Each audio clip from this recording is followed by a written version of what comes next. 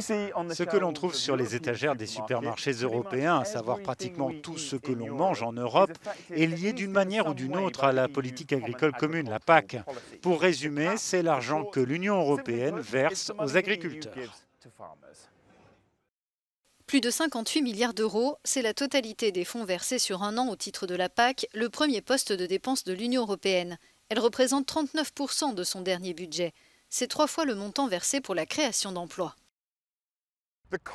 Cette politique est dite commune parce que l'ensemble des règles qui valent pour tous les États membres sont établies ici à Bruxelles. C'est l'une des rares politiques que l'Union contrôle en totalité.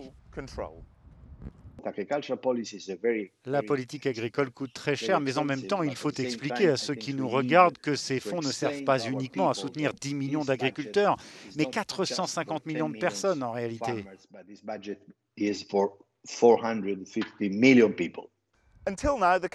Jusqu'à maintenant, la PAC s'appuie sur 2 piliers. Le premier, donner de l'argent aux agriculteurs en soutien à leurs revenus. Le deuxième, financer des projets dans les zones rurales pour les rendre plus agréables à vivre.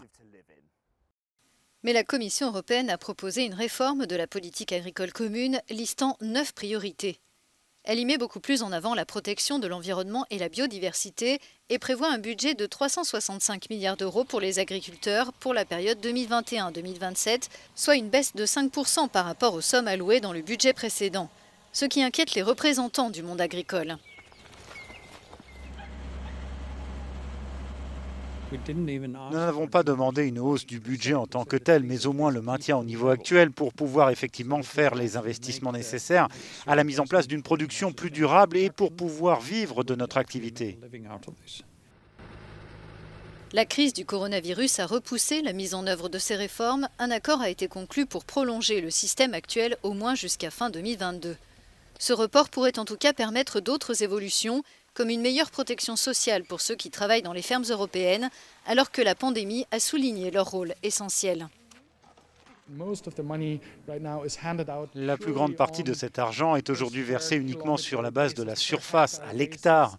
On octroie des fonds sans véritablement regarder si l'agriculteur travaille pour le bien de la population locale, de l'environnement, des animaux.